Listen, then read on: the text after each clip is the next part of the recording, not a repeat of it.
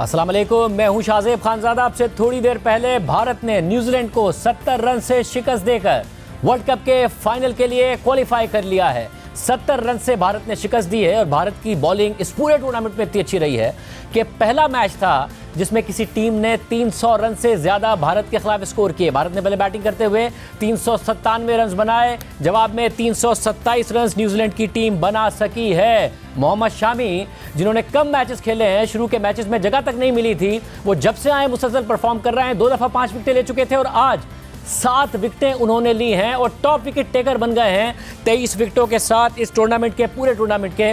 और ज़बरदस्त आज उनकी तरफ से परफॉर्मेंस रही है। एक वक्त ऐसा लग रहा था कि जैसे न्यूजीलैंड का कमबैक हो गया है मैच में, उन्हें 200 रन चाहिए थे, 20 ओवर बाकी थे, 10 का रिक्वायर्ड रेट था, 2 उनके खिलाड़ी आउट हुए थे, विलियमसन क्रीज पर मौजूद थे, मगर फिर अचानक विलियमसन आउट होते हैं और टीम कोलैप्स कर जाती है और हमें नज़र आया कि 327 पर ऑल आउट हो जाती है। 70 रन से आज जीतकर इंडिया वर्ल्ड कप के फाइनल में पहुंच गया है। एक मैच भी इस पूरे वर्ल्ड कप में इंडिया नहीं हारा है, मगर साथ ही पाकिस्तान क्रिकेट के हवाले से आज बड़ी खबरें सामने आ गई हैं। बाबर आजम ने तीनों फॉर्मेट्स की कप्तानी छोड़ने का ऐलान कर दिया है। शान मसूद को टेस्ट टीम और शाहीन शाह अफरीदी को T20 का कप्तान मुकर्रर कर दिया गया है, जबकि वनडे के कप्तान का ऐलान बाद में किया जाएगा। इसके अलावा मोहम्मद हफीज को टीम का डायरेक्टर बना दिया गया है और तमाम कोचिंग स्टाफ को भी नई जिम्मेदारियां दी जाएंगी। आज chairman PCB management committee Zaka Ashraf से मुलाकात के बाद सोशल मीडिया पर बाबर आजम ने अपना बयान जारी किया, जिसमें उन्होंने कहा कि वो मुझे लम्हा वाज़े तौर पर याद है कि जब मुझे 2019 में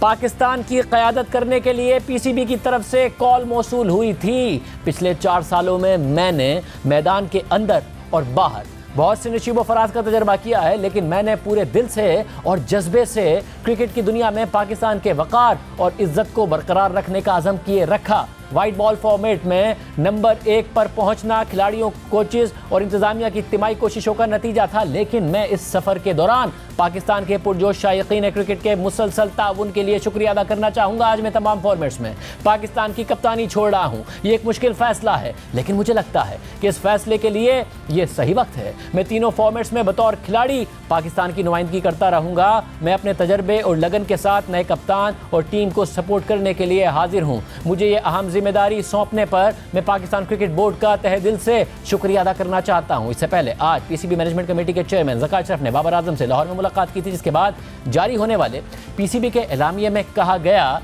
कि बाबर को टेस्ट कप्तान के तौर पर जारी रखने के लिए कहा गया था, जबकि उन्हें वाइट बॉल क्रिकेट में कप्तानी से फारिग कर दिया गया है ताकि वो एक फॉर्मेट पर तवज्जो मरकूज कर सकें। बाबर ने अहले खाना से मुशावरत के बाद इस्तीफा देने का फैसला किया और PCB उनके फैसले के पीछे खड़ा है। PCB उनके फैसले का एहतराम करता है और बतौर खिलाड़ी उनकी हिमायत जारी रखे हुए है। PCB ने डायरेक्टर क्रिकेट विकी आर्थर समेत पूरे कोचिंग स्टाफ का पोर्टफोलियो तब्दील कर दिया है। तमाम कोचेज नेशनल क्रिकेट अकेडमी में काम जारी रखेंगे, जबकि PCB ऑस्ट्रेलिया और न्यूजीलैंड में होने वाली सीरीज के लिए मुकर्ररा वक्त पर नए कोचिंग स्टाफ का ऐलान करेगा। बाबर आजम की कप्तानी में पाकिस्तान ICC और एशियन क्रिकेट काउंसिल का कोई टाइटल नहीं जीत सका था। भारत में जारी क्रिकेट वर्ल्ड कप में पाकिस्तान टीम सेमीफाइनल में जगह नहीं बना सकी और अपने 9 में से 5 मैचेस हार गई। बात करेंगे, सिक्कू भाई हमारे साथ मौजूद हैं, याया हुसैनी साहब हमारे साथ मौजूद हैं। आप दोनों का बहुत शुक्रिया। सिक्कू भाई, सबसे पहले जो पाकिस्तान की क्रिकेट टीम में आज हुआ, इससे पहले भारत ने आज अनबीटन रही।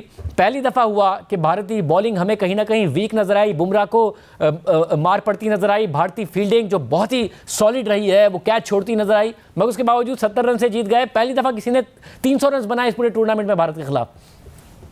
नहीं, बहुत ही जबरदस्त। देखें, बगैर किसी शक के हमारे इख्तलाफात रहते हैं, हम एक दूसरे को थोड़ा सा नोक झोंक हमारी चलती रहती है पड़ोसी के साथ, मगर ये कि जो हकीकत ये है कि हमारे पड़ोस के जो मुल्क है भारत, उसने बहुत ही जबरदस्त किस्म की परफॉर्मेंस दे रहा है, आउटस्टैंडिंग।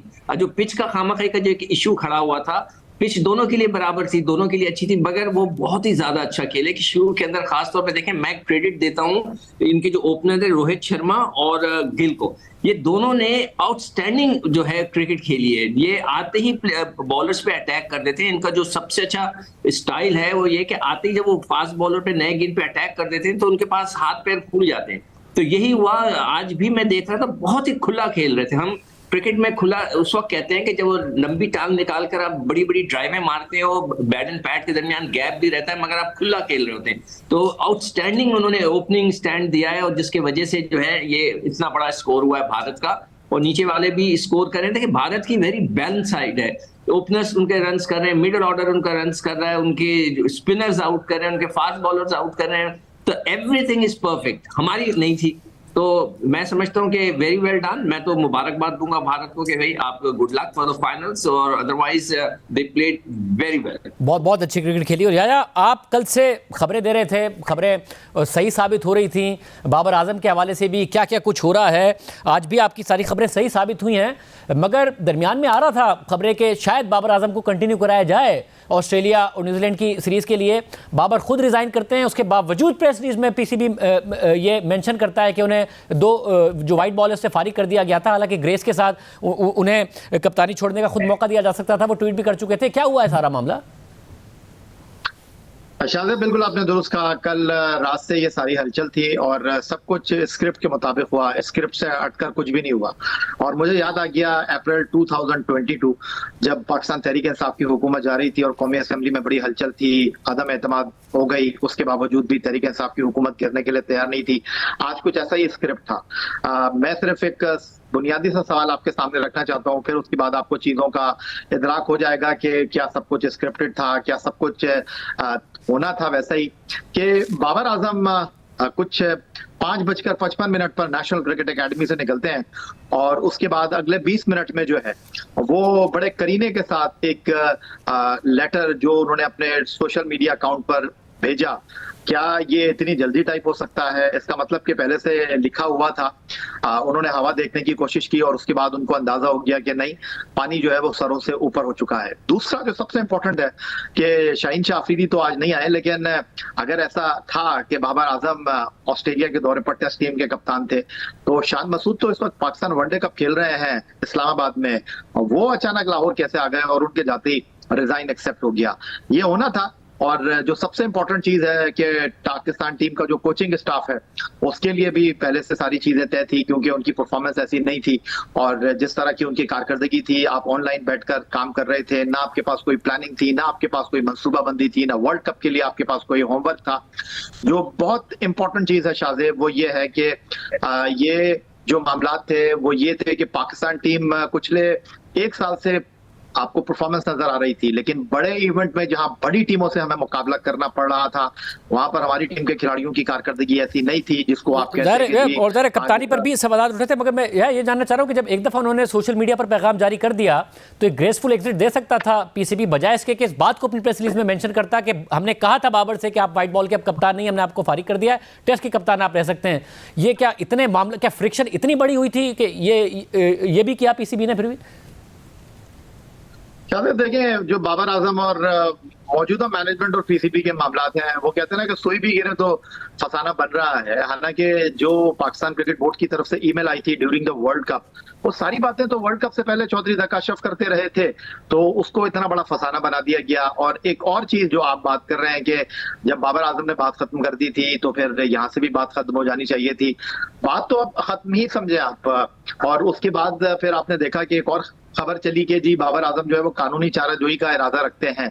ये एक और हवा में छक्का लगाने की कोशिश की गई, क्योंकि मसला ये है कि पाकिस्तान क्रिकेट टीम के खिलाड़ी बोर्ड के अगेंस्ट खड़े नहीं हो सकते। ये मैं आपको बताऊं कि जो वो बोर्ड के साथ कॉन्ट्रैक्ट करते हैं वो बोर्ड के खिलाफ जा ही नहीं सकते। और अगर बाबर आजम उस मैसेज को लेकर अदालत में जाते हैं तो पाकिस्तान क्रिकेट बोर्ड के लीगल मामला को पाकिस्तान क्रिकेट बोर्ड के chief operating officer Salman Nasir देखते हैं। तो आप अंदाजा कर लेंगे, कोशिश पूरी की गई कि किसी तरह मामला को सेटल डाउन कर लिया जाए, लेकिन पानी सर से ऊंचा हो चुका था। सिकू भाई, आप क्या कहिएगा? ज़रा आप क्रिटिकल तो रहे हैं बाबर आजम की कप्तानी के हवाले से भी, मगर बाबर आजम स्टार हैं हमारे, बेहतरीन बैट्समैन हैं हमारे। ये जिस तरीके से हेडिंग हुई है सारे के सारे मामले की और जो तब्दीलियां हुई हैं, आपका क्या कमेंट है? देखो शाहज़ेब, ये चीज होनी थी। एक कैप्टन था, उसको 4 साल के लिए टीम दी गई, वो फेल हो गया, वो नहीं जिता सका कोई टाइटल। ये सब कुछ सही है, ये हर एक के साथ हुआ है। रोहित शर्मा, अपना कोहली के साथ हुआ है, सचिन तेंदुलकर के साथ हुआ है, जितने भी बड़े बैट्समैन। इट्स नॉट नेसेसरी कि एक बहुत बड़ा बैट्समैन, एक बहुत बड़ा बॉलर, वो बहुत अच्छा कैप्टन भी हो। कैप्टन के लिए अलग कुछ चीजें दरकार होती हैं जो शायद बाबर में नहीं थी।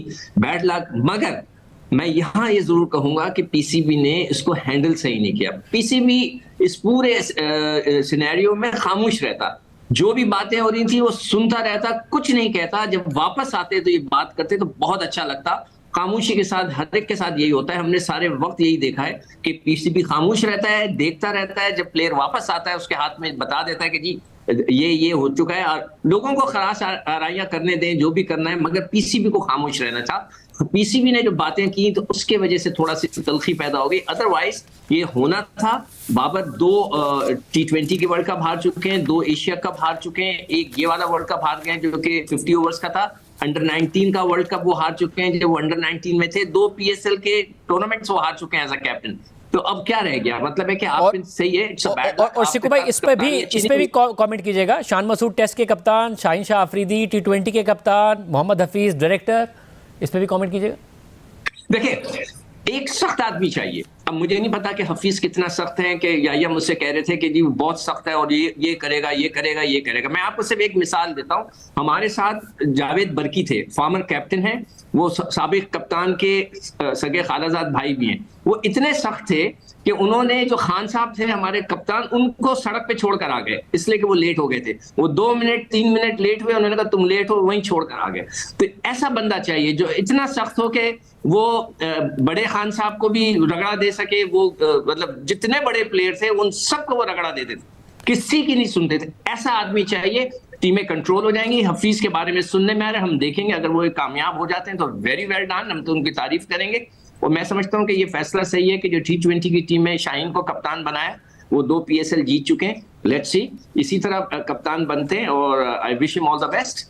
और यार भाई आप बताइएगा, आप करीब से मामला देखते रहे हैं, इन दोनों फैसलों पर पीसीबी कैसे पहुंचा? वनडे है नहीं पाकिस्तान का भी मुस्तकबिल करीब में, तो क्या कोई फैसला नहीं कर पा रहे हैं, या इसलिए कि अभी है नहीं वनडे इसलिए नहीं अनाउंसमेंट हुई? शाहिद साहब, पाकिस्तान ने वनडे जो है अब 2024 के नवंबर में जाकर खेलना है, तो इतनी जल्दी थी नहीं। लेकिन अभी जो सिकंदर बख्श साहब ने बात की, मैं थोड़ा सा उनसे डिसएग्री करना चाहूंगा। सख्त होने की बात की, वो कहते हैं ना, इतना सख्त नहीं होना चाहिए कि लोग आपको तोड़ दें, और इतना नर्म नहीं होना चाहिए कि लोग आपको मोड़ दें। तो जहां तक हफीज की बात है, बहुत खुले अंदाज में बात करते हैं, और मॉडर्न डे क्रिकेट की अगर आप बात करते हैं तो बड़ी जिम्मेदारी से मैं ये बात कर रहा हूँ शाहजेब, कि इस वक्त जो मैनेजमेंट आई है पाकिस्तान क्रिकेट टीम की, including captain Shaheen Shah Afridi and Shan Masood और डायरेक्टर क्रिकेट मोहम्मद हफीज, माजी में मैं आपको बड़ी जिम्मेदारी से ये बात कर रहा हूँ कि इस्लामाबाद से फोन करवा के, बड़ी सियासी जमातों से फोन करवा के पाकिस्तान क्रिकेट बोर्ड में लोग ओहदे लेते रहे हैं। ये मैं नौकरियों के हवाले से बात कर रहा हूं। लेकिन ये जो मैनेजमेंट आई है, ये प्योरली अगर मैं कहूं कि मेरिट पर आई है, तो ये कहना गलत नहीं होगा। और इस वक्त जो आप मॉडर्न डे क्रिकेट की बात कर रहे हैं, एग्रेसिव क्रिकेट की बात कर रहे हैं, मुल्क के लिए खेलने की बात कर रहे हैं, तो सिर्फ और सिर्फ मोहम्मद हफीज का एक ही एजेंडा है कि पाकिस्तान टीम में वही खिलाड़ी खेलेगा जो मुल्क के लिए खेलेगा, चाहे टीम हारे। आपका इंटेंट बहुत ज्यादा इंपॉर्टेंट होगा। और उन्होंने कहा है कि पाकिस्तान टीम के लिए हर किसी के लिए दरवाजे खुले हैं। जैसे वहाब रियाज को अनाउंस किया गया, वो निगरां वजीर खेल हैं, चीफ सिलेक्टर उनको बनाया गया। तो बात दरअसल ये है कि वहाब रियाज वहां से मामला को खत्म करेंगे, और उनको ये इस्तेकाक दिया गया है कि वो अपनी टीम खुद बनाए। इवन सोहेल तनवीर जो कि T20 स्पेशलिस्ट हैं, उनको कहा गया है कि आप जूनियर टीम बनाए। अभी एशिया कप के लिए जो टीम जा रही है वो सोहेल तनवीर बनाएंगे, लेकिन अभी जो हालिया सीरीज है उसके लिए सोहेल तनवीर टीम नहीं बनाएंगे। तो ये जो लोग आ रहे हैं, इनकी नीयत पर मैं ये कह सकता हूं कि आप शक नहीं कर सकते, क्योंकि मॉडर्न डे क्रिकेट की अगर हवाले से बात करते हैं, इस वक्त ये टीम के साथ खेले हुए लड़के हैं। हफीज बाबर आजम की कप्तानी में खेले हुए लड़के हैं। एक और बात जो अब मैं आपके साथ करने लगा हूं, वो बड़ा इंपॉर्टेंट होगा कि बाबर आजम ने कहा है कि मैं एज ए प्लेयर खेलना चाहता हूं, लेकिन मुस्तकबिल करीब में बाबर आजम के लिए तीनों फॉर्मेट में पाकिस्तान टीम में, बड़ी जिम्मेदारी से मैं ये बात कर रहा हूं कि जगह बरकरार रखना इतना आसान नहीं होगा। वो वर्ल्ड क्लास बैट्समैन है, लेकिन जो नया कप्तान पाकिस्तान टीम का होगा, वो T20 में क्या उनसे इनिंग का आगाज कराएगा। इस वक्त बहुत सारे ऐसे खिलाड़ी हैं जो रुके हुए थे बाबर और रिजवान की वजह से, वो टीम में खेल नहीं पा रहे थे।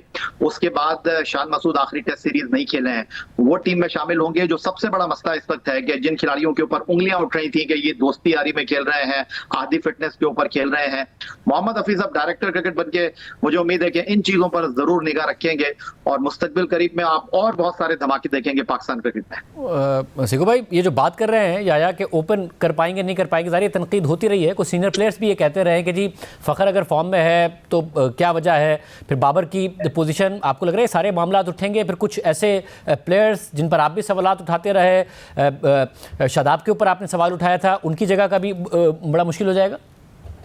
देखें, अभी याया ने बड़ा जबरदस्त किस्म का एक प्रोफाइल पेश किया है हफीज का। आई होप कि इसी तरह रहे।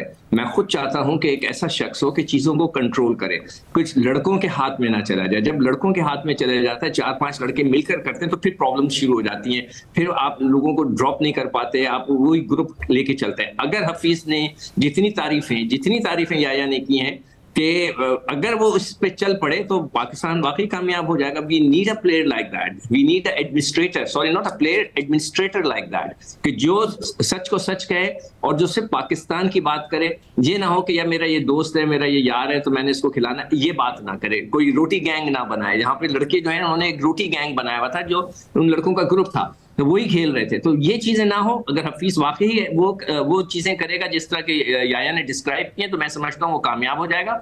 जो शान मसूद है, he is a very talented cricketer, बहुत अच्छी फैमिली से है, पढ़ा लिखा लड़का है।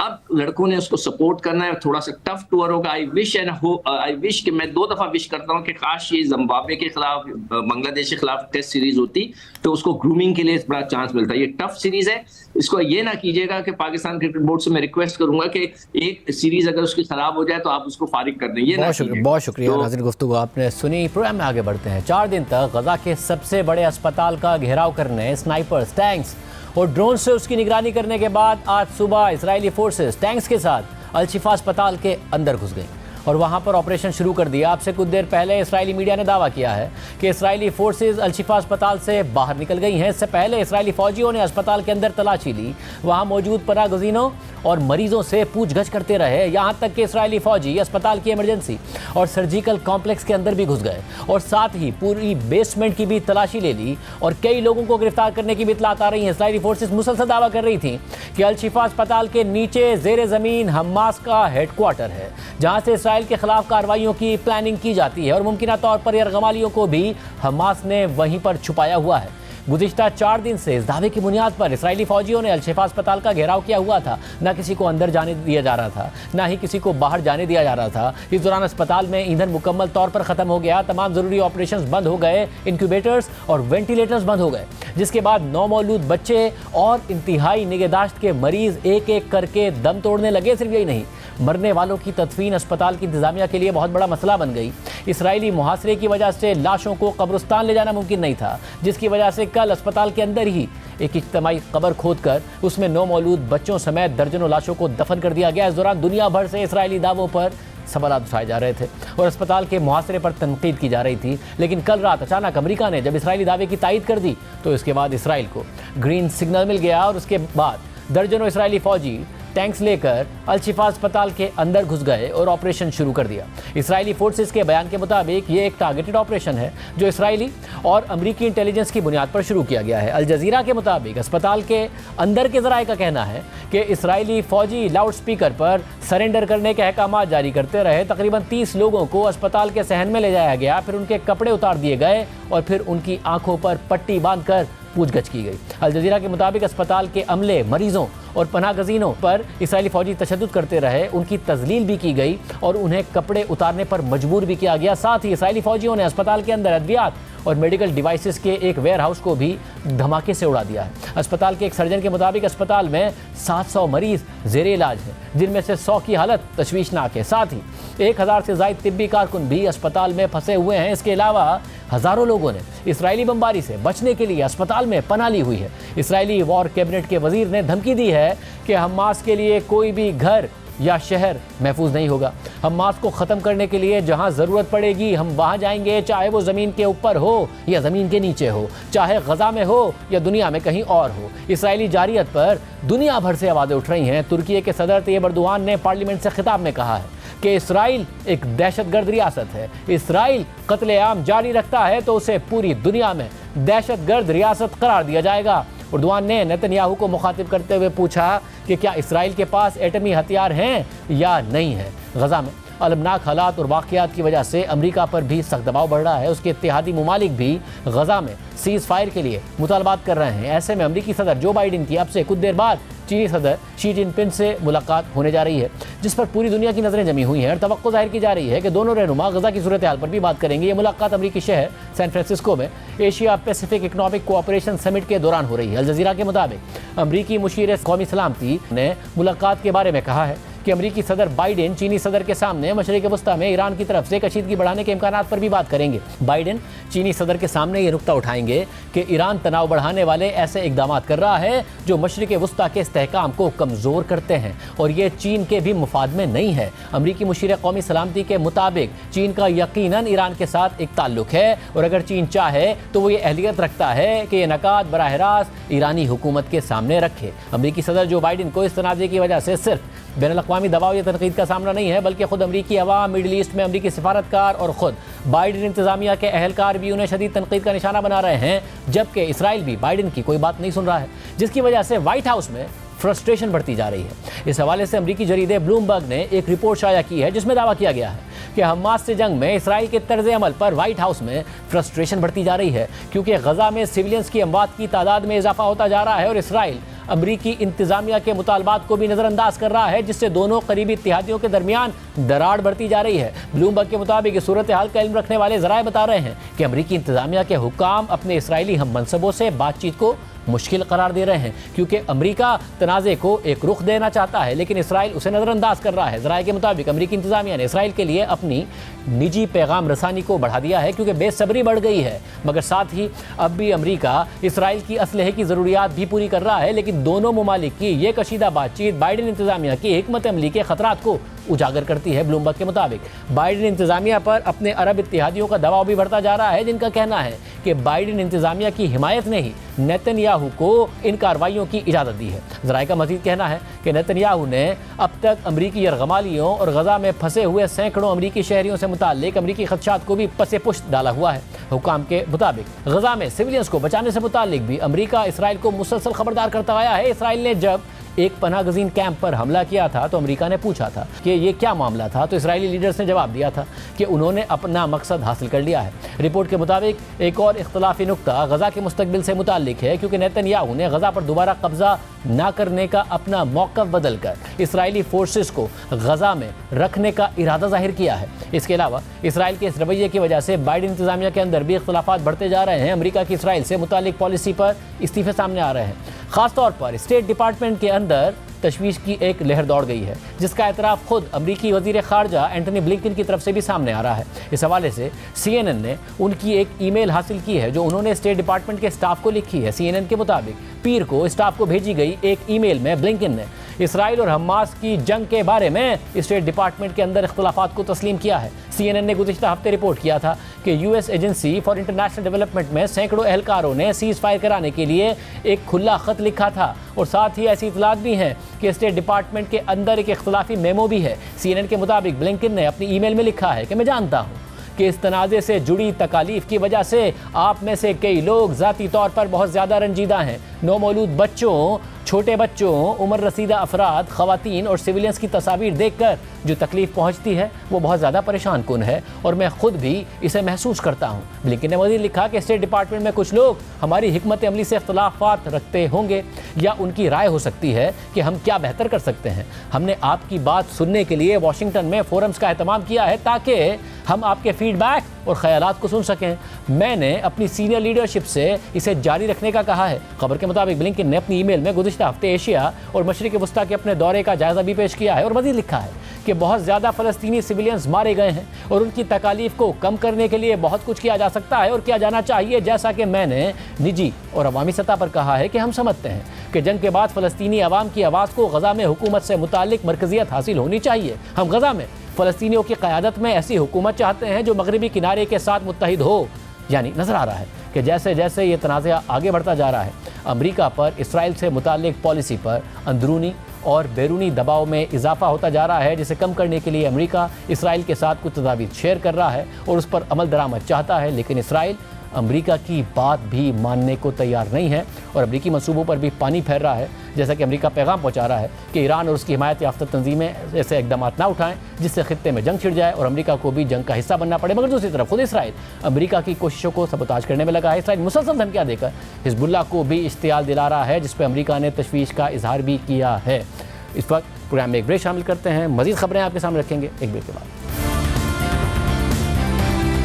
पाकिस्तान और IMF के दरमियान स्टाफ लेवल मुआहदा हो गया है, पहला रिव्यू मुकम्मल हो गया है और पाकिस्तान को अब $70 करोड़ मिलेंगे। बहुत सारी इतलात आ रही थी, मगर आज ही MD IMF ने सुबह बयान दे दिया था कि बहुत मस्बत सिमत में जा रहे हैं मामलात। स्टाफ लेवल मुआहदा जल्द होने की उम्मीद है और आज ये मुआहदा हो भी गया है। हमारे साथ मेहताब हैदर साहब मौजूद। मेहताब साहब, बहुत शुक्रिया मुझे ज्वाइन करने के लिए। कुछ रिपोर्ट्स आ रही थी कि IMF मुतमईन भी है, मगर कुछ मुतालबात भी हैं, कुछ उनके तहफ़्फ़ुज़ात भी हैं। SIFC के हवाले से भी बात आ रही थी, बैरूनी फाइनेंसिंग के भी मामलात आ रहे थे, फिर UAE की गारंटी, सब बहुत ही स्मूथ हो गया या कहीं ना कहीं मामलात ऐसे थे जिसकी वजह से मामलात बिगड़ भी सकते थे? जी देखें, बुनियादी तौर पे अगर बाय एंड लार्ज देखा जाए तो ये काफ़ी स्मूथ हुआ है, लेकिन 3 से 4 चीज़ें ऐसी थी जो कि बड़े क्रिटिकल पॉइंट्स थे। एक तो एक्सटर्नल फाइनेंसिंग का इशू था। आपने देखा कि वो एम्बेसडर्स से मिलके उन्होंने एश्योरेंसेस भी हासिल की और अगर आप स्टेटमेंट को भी देखें तो स्टेटमेंट के अंदर भी उन्होंने इसको कहा है कि ये जो एक्सटर्नल फाइनेंसिंग है इसको मटेरियलाइज करना इज़ वेरी क्रिटिकल। तो ये आगे प्रोग्राम की सिमत में और इसको जारी रखने के लिए ये बड़ी इंपॉर्टेंट है। एक और चीज़ अगर आप IMF की स्टेटमेंट को उठा के देखें तो वो उन्होंने कहा है जी complete return to the market based exchange rate, और पाकिस्तानी अथॉरिटीज़ ये कमिटमेंट की है कि वो मार्केट के अंदर रिफ्रेन करेंगे थ्रू एडमिनिस्ट्रेटिव मेजर्स इसको कंट्रोल करने के लिए, और जो मार्केट के मुताबिक डिमांड एंड सप्लाई है उसी के मुताबिक एक्सचेंज रेट जो है वो उसका तयन होगा। तो ये बड़ी इंपॉर्टेंट जो चीज़ है वो है। इसके अलावा अगर आप देखें तो ओवरऑल जो सर्कुलर डेट है वो भी उसके बारे में भी उन्होंने बात की है। उन्होंने कहा है जी कि इन्होंने टैरिफ के अंदर इंक्रीजेस तो किए हैं, लेकिन अभी भी जो सर्कुलर डेट है वो कोई 4% ऑफ GDP से ज़्यादा है। तो ये भी एक मेजर इशू है। जो SIFC के हवाले से आप बात कर रहे हैं, देखें SIFC के हवाले से IMF का बेसिकली ये है कि आप किसी के साथ प्रेफरेंशियल ट्रीटमेंट तो नहीं करेंगे, आप ट्रांसपेरेंट अंदाज में जो आपके एसेट्स हैं उनको आप मार्केट के अंदर लेकर आएँ और उनको ऑफलोड करने की कोशिश करें। तो ये एक ओवरऑल जो चीज़ें हैं वो काफ़ी दुरुस्त सिमत में गई हैं। पाकिस्तान को जो है वो इससे एक कॉन्फिडेंस भी बहाल होगा और जो एक्सटर्नल इन्फ्लोज हैं उनको भी लाने में इससे काफ़ी मदद मिलेगी। लेकिन इकॉनमी के चैलेंजेस भी जो है वो अभी तक मौजूद हैं। उसमें उन्होंने कहा है कि रिकवरी तो हुई है लेकिन वो स्लो है अभी रिकवरी, उसमें टाइम लगेगा। फिस्कल कंसोलिडेशन की बात की है, टैक्स टारगेट अनचेंज है लेकिन एक्सपेंडिचर साइड पे प्रॉब्लम्स हैं, एक्सपेंडिचर साइड पे ओवररन है। उसके बारे में भी IMF की स्टेटमेंट जो है वो क्लियरली इंडिकेट कर रही है और आइंदा चलकर मगर ऐसा लगता है कि जैसे दरमियान में खबर आ रही थी कि वो एक्सप्लिसिट कुछ इकदामात का कहेगा पाकिस्तान को, कि शायद दरमियान में खबर आई कि उनके बड़े कंसर्न है कि दरमियान में जो करेंसी नीचे आई थी, डॉलर नीचे आया था, वो क्या मैनेज था। तो स्टेटमेंट में लगता है कि मामला कोई इतना सिवियर नहीं था जितनी रिपोर्टिंग हो रही थी। इसके अलावा ये खबर आ गई थी कि जी बिजली की कीमतें मज़ीद बढ़ानी पड़ेंगी सर्कुलर डेट के हवाले से। ज़ाहिर उनके वो तहफ़्फ़ुज़ात स्टेटमेंट में नज़र आते हैं मगर कोई ऐसे इक़दामात की बात नहीं की गई है। तो बाय लार्ज ऐसा लग रहा है कि चीज़ें कोई बहुत ज़्यादा ऐसा नहीं है कि पाकिस्तान ऑफ ट्रैक लगा हुआ IMF को। नहीं, इसमें तो कोई शक नहीं है कि ये जो स्टैंड बाय अरेंजमेंट प्रोग्राम है ये बेसिकली है ही शॉर्ट टर्म प्रोग्राम और इसमें IMF की कंडीशनैलिटीज़ इतनी सख्त भी नहीं होती। लेकिन आप ये भी देखें ना कि अगर फ़र्ज़ करें कि ये प्रोग्राम का ये रिव्यू कंप्लीट ना होता तो उसके नतीजे में ज़्यादा प्रॉब्लम्स क्रिएट होनी शुरू हो जाती हैं। एक पाकिस्तान पॉलिटिकल ट्रांजिशन के पीरियड से गुजर रहा है, उसके अंदर भी प्रॉब्लम्स आ सकती थी। तो मेरे ख्याल में ये जो स्मूथ सेलिंग है ये बेसिकली एक पॉलिटिकल ट्रांजिशन को और एक इकोनॉमिक जो डिफ़िकल्टीज़ हैं उनको सामने रख कर किया गया है। और दूसरा ये है कि आप पाकिस्तानी अथॉरिटीज़ की भी ये कमिटमेंट देखें कि उन्होंने जो इलेक्ट्रिसिटी का टैरिफ भी बढ़ाया, गैस का टैरिफ भी बढ़ाया, ठीक है वो टाइम उसमें लगा के बढ़ाया और IMF की प्रेस रिलीज भी इसके बारे में इंडिकेट कर रही है। एक्सटर्नल फाइनेंसिंग का भी उन्होंने एश्योरेंसेस दी हैं और अभी भी ये कहते हैं कि ये बड़ा क्रिटिकल है। चूँकि अगर एक्सटर्नल फाइनेंसिंग का गैप होता है तो आगे चल के जो पाकिस्तान के ओवरऑल फॉरेन एक्सचेंज रिजर्व्स हैं उनके ऊपर प्रेशर आएगा। लेकिन जो सबसे इम्पॉर्टेंट पॉइंट है वो ये देखें कि उन्होंने ये कमिटमेंट है पाकिस्तान की कि वो एडमिनिस्ट्रेटिव मेजर्स से रिफ्रेन करेंगे अपने आप को और जो real market based exchange rate है उसकी तरफ जाएंगे। तो बुनियादी तौर पे आईएमएफ का जो प्रोग्राम है वो उसको क्लियरली इंडिकेट कर रहे हैं कि आगे का रास्ता क्या है। लेकिन अगर ये प्रोग्राम में थोड़ा सा डिले होता तो पॉलिटिकल ट्रांजिशन के अंदर भी प्रॉब्लम आ सकती थी, इसलिए भी आईएमएफ ने मेरा ख्याल है स्मूथ सेलिंग दी है हमें। बहुत शुक्रिया। प्रोग्राम में आगे बढ़ते हैं। इस्लामाबाद हाई कोर्ट ने इमरान खान की तोशाखाना केस में जमानत की दरख्वास्त बहाल कर दी है, लेकिन साथ ही 190 मिलियन पाउंड केस में जमानत की दरख्वास्त गैर मौसर करार दे दी है, क्योंकि इस केस में नैब गिरफ्तारी डाल चुका है।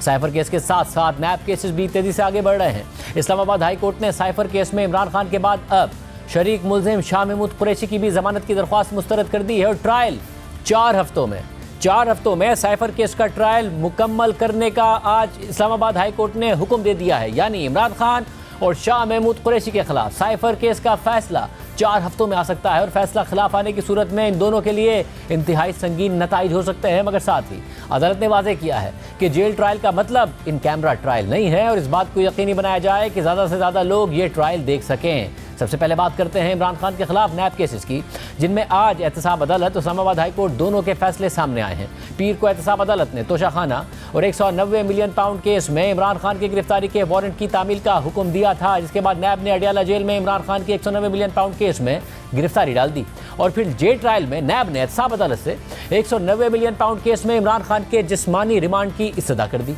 अदालत ने कल ये फैसला महफूज किया था जो आज सामने आया है। एहतसाब अदालत के जज मोहम्मद बशीर ने अपने फैसले में लिखा है कि इस केस की समाअत के दौरान इमरान खान के वकील सरदार लतीफ़ खोसा ने अदालत को बताया कि इस्लामाबाद हाई कोर्ट में नज़रसानी की दरख्वास्त पर फैसला महफूज है जो आज या किसी भी दिन सुना दिया जाएगा। अदालती हुक्म के मुताबिक नज़रसानी की दरख्वास्त में जमानत कबल अज़ गिरफ्तारी की दरख्वास्त को मुस्तरद करने के फैसले को चैलेंज किया गया है, इसलिए जिस्मानी रिमांड की दरख्वास्त को ज़ेर इल्तवा रखा जाता है। अलबत्ता तफ्तीशी अफसर अदालती लॉकअप में मुलजिम से सवालात कर सकता है। इस सूरत हाल में अदालत तफ्तीशी अफसर, केस अफसर और प्रोसिक्यूटर को मुलजिम से 3 दिन तक जेल में सवालात करने की इजाज़त देती है। दोनों फरीक़ैन को दोबारा सुना जाएगा और जिस्मानी रिमांड की दरख्वास्त को ज़ेर इल्तवा समझा जाएगा और इस्लामाबाद हाई कोर्ट के फैसले का 17 नवंबर यानी जुमे तक इंतजार किया जाएगा। कल एहतसाब अदालत ने इस्लामाबाद हाई कोर्ट में इमरान खान की तोशाखाना और 190 मिलियन पाउंड केस में जमानत बहाली की दरख्वास्त ज़ेर समाअत होने की वजह से नैब को जिस्मानी रिमांड नहीं दिया था, जबकि कल इस्लामाबाद हाई कोर्ट ने इमरान खान को इसी केस में जमानत इसलिए नहीं दी थी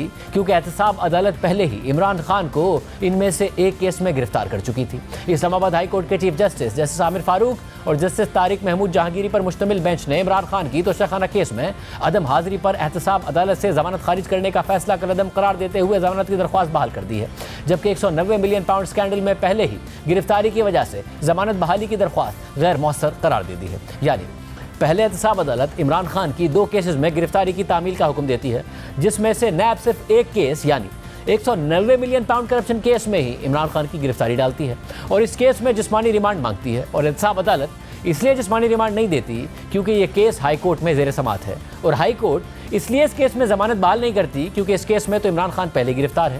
ये एक पेचीदा मामला बन गया है और इस मामले पर यह केस सुनने वाला इस्लामाबाद हाई कोर्ट का पहला बेंच टूट गया था।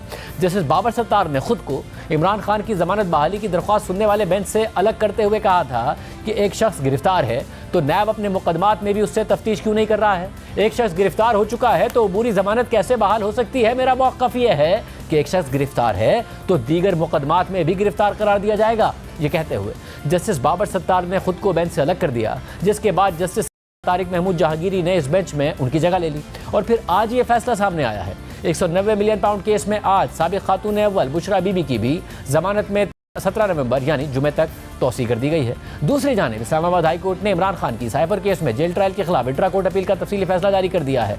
जस्टिस मियां गुल हसन औरंगजेब और जस्टिस समन रिफत इम्तियाज़ पर मुश्तमिल बेंच के फैसले के मुताबिक अटॉर्नी जनरल ने इब्तिदाई तौर पर वजारत कानून की जानिब से 12 सितंबर को जारी किया गया नोटिफिकेशन अदालत में पेश किया, जिसमें वजारत कानून ने दरख्वास्त गुजार यानी इमरान खान के डिस्ट्रिक्ट जेल अटक में 13 सितंबर को होने वाले ट्रायल पर अपना नो ऑब्जेक्शन जमा करवाया था। ये नोटिफिकेशन लाहौर हाई कोर्ट के इंट्रोडक्शन टू क्रिमिनल कोर्ट्स के पहले चैप्टर के पार्ट ए के रूल 3 की रोशनी में जारी किया गया था। ये नोटिफिकेशन CRPC के सेक्शन 352 के तहत दिया गया था, जो कहता है कि कोई भी जगह जहां क्रिमिनल अदालत लगाई जाए जिसका मकसद इंक्वायरी या किसी जुर्म में ट्रायल करना हो तो वो ओपन कोर्ट कहलाएगी, जिस तक गुंजाइश के मुताबिक आवाम की रसाई भी होगी। और इसी सेक्शन के तहत जज या मजिस्ट्रेट इस बात का तयन कर सकता है कि अगर उसे इंक्वायरी या ट्रायल के किसी भी मरहले में मुनासिब लगे कि अवाम या किसी भी मखसूस शख्स को कमराए अदालत या अदालत की बिल्डिंग तक रसाई नहीं होनी चाहिए। इस अदालत की जानिब से 2 नवंबर को जारी किए गए नोटिस के बावजूद ऐसा कोई भी मवाद रिकॉर्ड पर मौजूद नहीं है कि जो इस बात की निशानदही करे कि वजारत कानून की जानिब से जारी किए गए नोटिस सेक्शन 352 की रोशनी में जारी किए गए हैं। अटॉर्नी जनरल ने 3 अक्टूबर और 13 अक्टूबर के नोटिफिकेशंस का भी हवाला दिया जो वजारत कानून ने इन्हीं दफात के तहत जारी किए थे, जिसके तहत 12 सितंबर को दरख्वास्त गुजार और इस केस में शरीक मुल्जिमान के जेल में ट्रायल के बारे में पहला नोटिफिकेशन जारी हुआ था।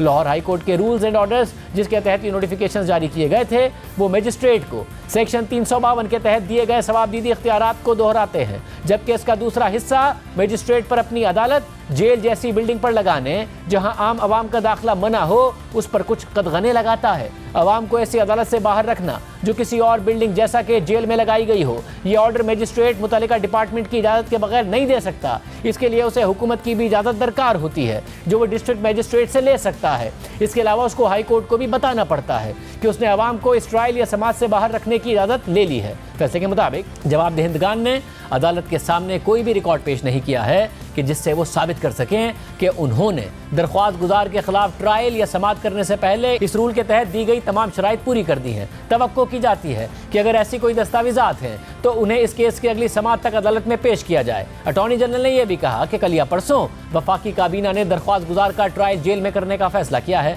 वो इस फैसले की कॉपी या समरी पेश नहीं कर सके जो इस फैसले की तौसीक कर सके। इस हवाले से भी दस्तावेजात बाकी मुतालिका दस्तावेजात के साथ अगली समाअत में पेश की जाएं और अगर ये तस्वुर कर लिया जाए कि वफाकी काबीना के फैसले से दरख्वास्त गुजार का जेल में ट्रायल करने के हवाले से तमाम कानूनी तरीक़ाकार पूरा हो गया है तो इससे इस केस में इससे पहले होने वाली समाअतों की कानूनी हैसियत का तयन करना पड़ेगा कि आया अब तक होने वाले ट्रायल की कानूनी हैसियत हो गई है या उसे सिर्फ एक मामूली बेकायदगी करार दिया जाए जिससे दरख्वास्त गुजार के आइन के आर्टिकल 10A में दर्ज फेयर ट्रायल के तहत दिए गए हुकूक मुतासिर नहीं होते।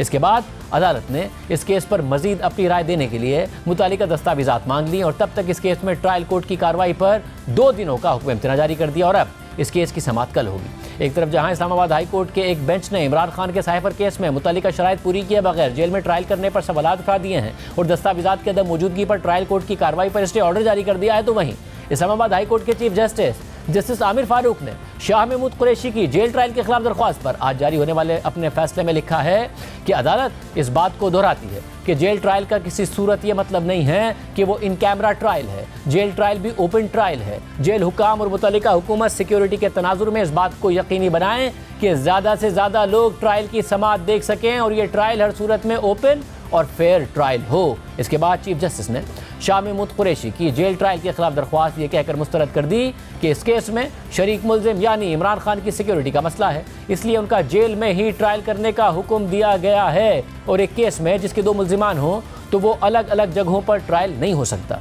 यानी इमरान खान की सिक्योरिटी की वजह से शाह महमूद कुरैशी का भी इस केस में ट्रायल जेल में ही होगा, जबकि जस्टिस आमिर फारूक ने शाह महमूद कुरैशी की साइफर केस में जमानत की दरख्वास्त भी आज मुस्तरद कर दी और ट्रायल कोर्ट को इस केस की कार्रवाई 4 हफ्तों में मुकम्मल करने का हुक्म दिया है। तो हमें आगे बढ़ते हैं। सुप्रीम कोर्ट में आज फैजाबाद धरना केस के अदालती फैसले पर अमल दरामद से मुताल्लिक अहम समाअत हुई है जिसके दौरान वफाकी हुकूमत ने इंक्वायरी कमीशन बनाने का ऐलान कर दिया है। चीफ जस्टिस काजी फाइज ईसा की सरबराही में 3 रुकनी बेंच ने केस की समाअत की जिसके दौरान अटॉर्नी जनरल मंसूर उस्मान अवान ने रिटायर्ड IG अख्तर अली शाह की सरबराही में इंक्वायरी कमीशन तश्कील देने का नोटिफिकेशन अदालत में पेश कर दिया। आज जस्टिस अमीनुद्दीन खान और जस्टिस अतर मिनल्ला के साथ 3 रुकनी बेंच की सरबराही करते हुए चीफ जस्टिस काजी फाइज ईसा ने समाअत का आगाज़ किया तो अवामी मुस्लिम लीग के सरबरा शेख रशीद अहमद सुप्रीम कोर्ट में पेश हो गए और नजरसानी की दरख्वास्त वापस लेने की इस्तदा कर दी जिस पर सुप्रीम कोर्ट ने उनकी दरख्वास्त खारिज कर दी। दौरान समाअत चीफ जस्टिस काजी फाइज ईसा ने शेख रशीद से सवाल किया कि आपने फैजाबाद धरना केस के फैसले पर नजरसानी की दरख्वास्त दायर क्यों की थी।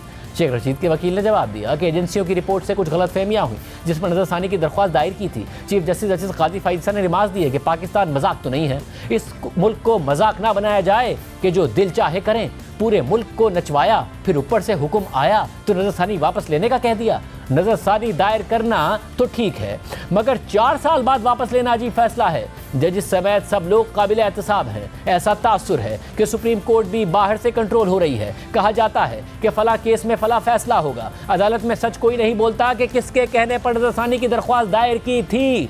नफरतें फैलाकर फिर लोग खुद पीछे हट जाते हैं। सड़कें बंद करने और अमलाक को जलाने वालों को हीरो कहा जाता है। पहले धरने के हक में बयानात दिए, अब अदालत आकर कह रहे हैं कि हम केस नहीं चलाना चाहते। अगर मौका मिला तो क्या मुल्क की मजीद खिदमत करेंगे? आप फिर से आवाम की खिदमत करेंगे या घर बैठकर अल्लाह अल्लाह करने का फैसला कर लिया है? चीफ जस्टिस के सवाल पर शेख रशीद जवाब देने के लिए रोस्ट्रम की तरफ बढ़े तो चीफ जस्टिस ने रोक दिया और शेख रशीद से मुकालमा करते हुए कहा कि हम आपसे नहीं, आपके वकील से बात कर रहे हैं। यहाँ केस मुकर्रर होना भी एक फैसला होता है। मैं तो समझता हूँ कि सबसे ज़्यादा काबिल एहतसाब हम हैं। यहाँ ये भी फैसला होता है कि कौन सा केस मुकर्रर होना है और कौन सा दबाना है। यहाँ ये तय किया जाता है कि आज दरख्वास्त आई है तो कल मुकर्रर करनी है। अदालतें अब ऐसे नहीं चलेंगी। शेख रशीद के वकील ने कहा कि आजकल तो अदालतों का यही हाल है। तो इस पर चीफ जस्टिस ने रिमार्क्स दिए कि आजकल नहीं, ये मार्च 2018 की बात हो रही है। क्या फैसलों से पहले भी फैसले होते हैं जो ये समझा जाता है कि अदालतें कंट्रोल हो रही थी? ये केस उसकी सबसे बड़ी मिसाल है। मालूम सबको है कि कौन सब कुछ कर रहा था, लेकिन नाम लेने की हिम्मत किसी में नहीं है। मुल्क को दुनिया में जगहसाई का सामान बना दिया गया। मुल्क का दुश्मन कोई बैरूनी नहीं, बल्कि मुल्क के अंदर सब खुद ही दुश्मन है। किसके कहने पर आपने नजरसानी की दरख्वास्त दायर की थी, बताएं। जैसे अतर मिर्ज़ा ने रिमार्क्स देते हुए कहा कि शेख रशीद का नाम ISI की रिपोर्ट में था। शेख रशीद तो खुद पार्लियामेंटेरियन थे, क्यों ISI के खिलाफ कार्रवाई नहीं की?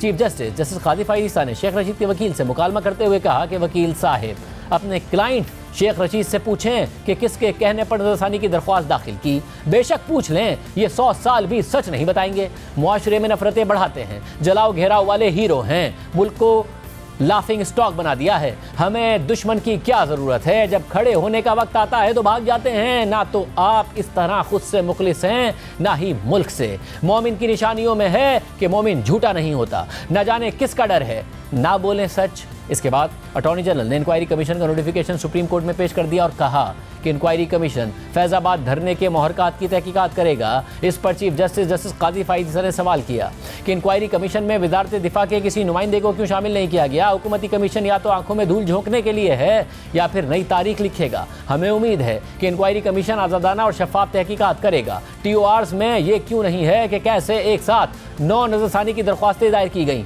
सुप्रीम कोर्ट ने वफाकी हुकूमत को इंक्वायरी कमीशन के TORs में एक इजाफा करने की हिदायत की और चीफ जस्टिस ने अटॉर्नी जनरल से कहा कि TORs में ये शामिल करें कि एक साथ नजरसानी की दरख्वास्तें दायर होना हादसा था या किसी की हिदायत पर हुआ। हम किसी पर उंगली नहीं उठाएंगे। उम्मीद पर दुनिया कायम है, हम भी उम्मीद पर बैठे हैं। इंक्वायरी कमीशन अपना काम मुकम्मल कर ले, फिर कोई राय दी जा सकती है। इस मरहले पर साबिक चेयरमैन पैम राबसार आलम ने कहा कि इंक्वायरी कमीशन से मुताल्लिक कुछ कहना चाहता हूँ। कमीशन में शामिल साबिक सरकारी अफसरान साबिक DG ISI या साबिक चीफ जस्टिस को कैसे तलब कर सकेंगे? चीफ जस्टिस ने अफसार आलम से सवाल किया कि आपके इस खदशे की बुनियाद क्या है? तो अफसार आलम ने जवाब में कहा कि मेरे इस खदशे की बुनियाद इस मुल्क के ज़मीनी हक़ाइक़ हैं। तो चीफ जस्टिस ने रिमार्क दिए कि अफसार आलम साहिब कमीशन पर अभी से खदशात का इजहार न करें। इंक्वायरी कमीशन को अपना काम करने दें। आपने साबिक वज़ीर आज़म, आर्मी चीफ और चीफ जस्टिस को ख़त लिखा था। इंक्वायरी कमीशन के पास इख्तियार है कि वो सबको बुला सकता है। कमीशन को साबिक आर्मी चीफ, वज़ीर आज़म और चीफ जस्टिस को बुलाने का भी इख्तियार होगा। जस्टिस अतर मिर्ज़ा ने इस मरहले पर रिमार्क्स देते हुए कहा कि कमीशन के पास तलबी पर पेश न होने वालों को गिरफ्तार करने का भी इख्तियार होगा। चीफ जस्टिस ने रिमार्क्स दिए कि पूरी कौम को उम्मीद है कि इंक्वायरी कमीशन तवक्कात पर पूरा उतरेगा। तवक्को है कि कमीशन कौम और अफसार आलम की तवक्कात पर पूरा उतरेगा। इस मौके पर अफसार आलम ने कहा कि अदालत ने कुछ रिमार्क्स दिए थे। इस पर चीफ जस्टिस ने उनसे मुकालमा करते हुए कहा कि रिमार्क्स को छोड़ें, हमारा ऑर्डर पढ़ा करें, वही असल बात होती है। बहुत से सवाल और बातें अदालत मामला समझने के लिए करती है। जैसे अतर मिर्ज़ा ने रिमार्क देते हुए कहा कि वज़ीर आज़म ऑफिस से निकाले जाने वाले कहते हैं कि हम बेख्तियार थे। वज़ीर आज़म आर्मी चीफ के खिलाफ कार्रवाई कर सकते हैं। अफसार आलम ने मजीद कहा कि सुप्रीम कोर्ट ने मेरी बरतरफी के खिलाफ अपील अदम पैरवी पर खारिज की थी। चीफ जस्टिस जस्टिस काजी फायज़ ने रिमार्क दिए कि अगर आप चाहते हैं कि हम बरतरफी के हुक्म के खिलाफ अपील सुने तो मुकदमा बहाल कराएं। मुकदमा बहाल होगा तो ही अदालत अपील सुन सकती है। उम्मीद है आप समझ गए होंगे। मशवरा दे दिया है, अपील बहाल कराना चाहें या नहीं ये आपका फैसला है। जस्टिस अतर बिन अल्लाह ने रिमार्क देते हुए कहा कि हुकूमत ने जो कमीशन बना दिया है पहले उसे काम मुकम्मल करने दें। अफसार आलम ने कहा मैं बहाल नहीं होना चाहता, सिर्फ अदालती निज़ाम की बेहतरी चाहता हूँ। एजेंसियों, जुडिशल सिस्टम और मीडिया मालिकान का गठजोड़ है। चीफ जस्टिस काजी फईसा ने रिमार्क दिए कि आपकी जो मर्जी है वो करें, लेकिन तकरीर नहीं कर सकते। अटॉर्नी जनरल ने अदालत को बताया कि कमीशन को मजीद वक्त दरकार हुआ तो वफाकी हुकूमत वजूहात रिकॉर्ड करके मजीद वक्त देगी। जस्टिस अतर बिन अल्लाह ने सवाल किया कि हम वफाकी हुकूमत को कोई हुक्म नहीं देंगे, मगर क्या ये कमीशन इस मामले को डील करने के काबिल है? चीफ जस्टिस ने रिमार्क देते हुए कहा कि पेमरा, हुकूमत और इदारों को उनकी ड्यूटी बताई थी, वो मगर नज़रसानी में आ गए थे। हम सिर्फ अपने तहफ़्फ़ुज़ात बता रहे हैं। जहाँ 4 साल कुछ ना हुआ, वहाँ 2 महीने बाद कमीशन का काम देखकर जो कहना हुआ कह सकते हैं। हम उम्मीद करते हैं कि आपके खदशात गलत साबित हों। अफसार आलम ने इस पर कहा कि मैं इसी उम्मीद पर इंतज़ार करूँगा। चीफ जस्टिस काजी फईसा ने रिमार्क दिए कि हम कमीशन पर उंगली नहीं उठाएंगे। सच उगलवाना हो तो एक तफ्तीशी भी उगलवा लेता है, और ना उगलवाना हो तो आईजी भी नहीं उगलवा सकता। क्या 4 जर्नल्स पर मुश्तमिल कमीशन होता तो ठीक होता। रिटायर्ड अफसरान से इंक्वायरी कराने का मकसद आज़ादाना इंक्वायरी हो सकता है। पहले इंक्वायरी कमीशन कारकर्दगी दिखा दे, फिर उसका एहतसाब करेंगे।